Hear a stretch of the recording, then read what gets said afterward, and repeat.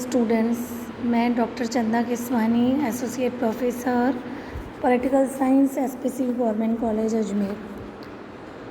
आज जो हम टॉपिक कर रहे हैं कि व्यवहार में मंत्रिमंडल व संसद के कैसे संबंध हैं और व्यवहार में क्या स्थिति है।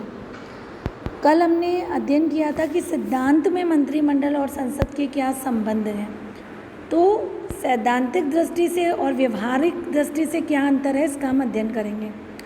अगर हम जेनिंग्स के शब्दों में देखते हैं तो राजनीतिक दलों के प्रभाव के कारण वास्तव में मंत्रिमंडलीय लोक सदन पर नियंत्रण रखता है, न कि लोक सदन मंत्रिमंडल पर। अर्थात व्यवहार में लोक सदन मंत्रिमंडल पर नियंत्रण नहीं रखता, बल्कि मंत्रिमंडल लोक सदन पर नियंत्रण रखता है।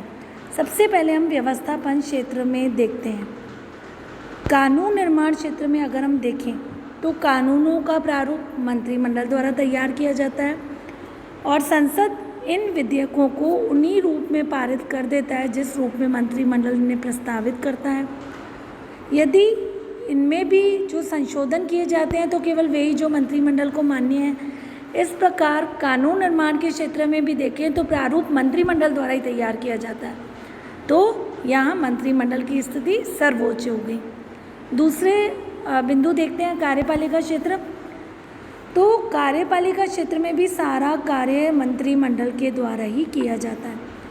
हालांकि संसद के पास अविश्वास प्रस्ताव की शक्ति है, लेकिन अधिकतर बहुमत दल ऐसा करता नहीं है, क्योंकि अविश्वास प्रस्ताव पास हो भी जाए तो प्रधानमंत्री के द्वारा त्याग के बजाय सम्राट को परामर्श देकर लोक सदन को विघटित किया जाता है।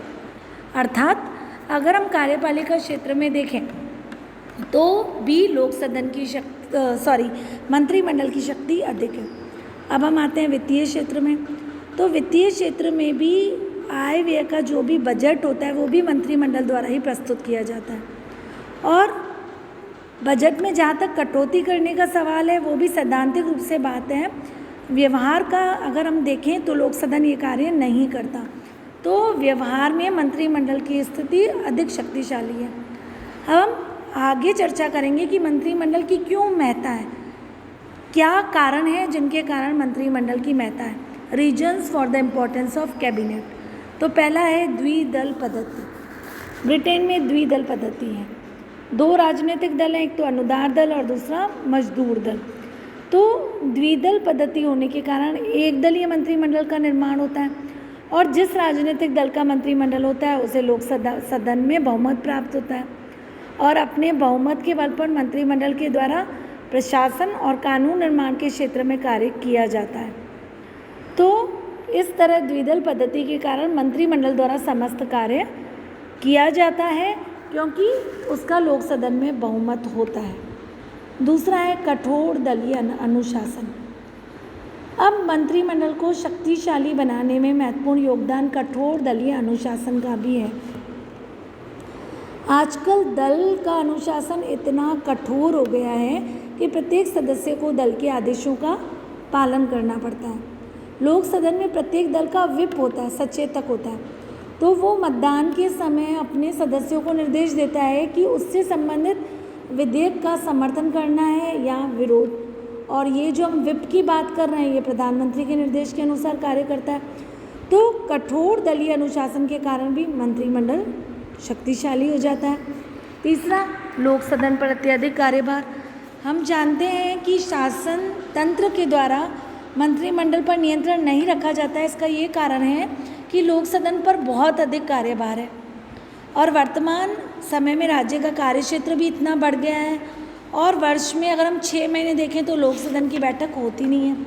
इस कारण लोक सदन अपना कार्य समय पर नहीं कर पाता, तो कैबिनेट की शक्ति बढ़ जाती है। अगला बिंदु देखें तो शासन कार्य की जटिलता। आज शासन कार्य बहुत जटिल हो गया है।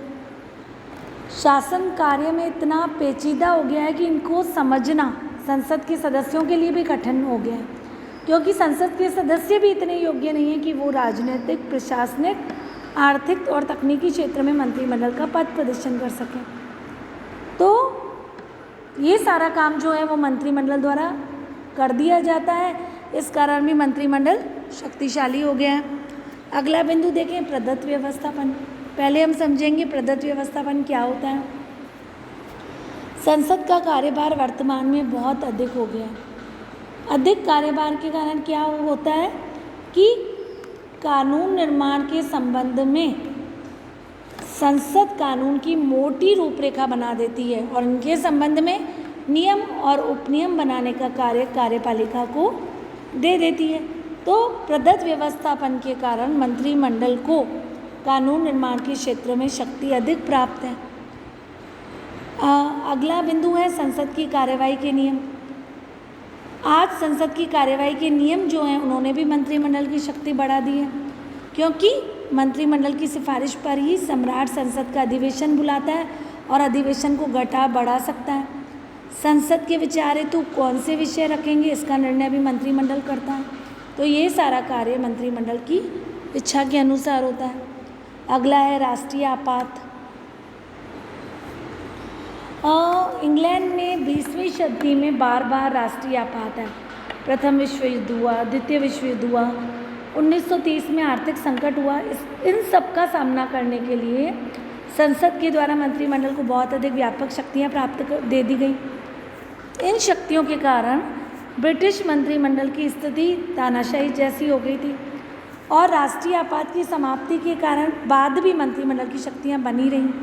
इस कारण मंत्रिमंडल की प्रतिष्ठा बढ़ गई। नेक्स्ट है राष्ट्रीय वित्त पर मंत्रिमंडल का नियंत्रण। आज वित्त पर भी मंत्रिमंडल का निर्णय है। राष्ट्रीय आय व्यय के क्या स्रोत होंगे इसका निर्णय भी मंत्रिमंडल करता है। बजट का प्रारूप भी मंत्रिमंडल द्वारा बनाया जाता है। इस कारण मंत्रिमंडल शक्तिशाली हो गया है।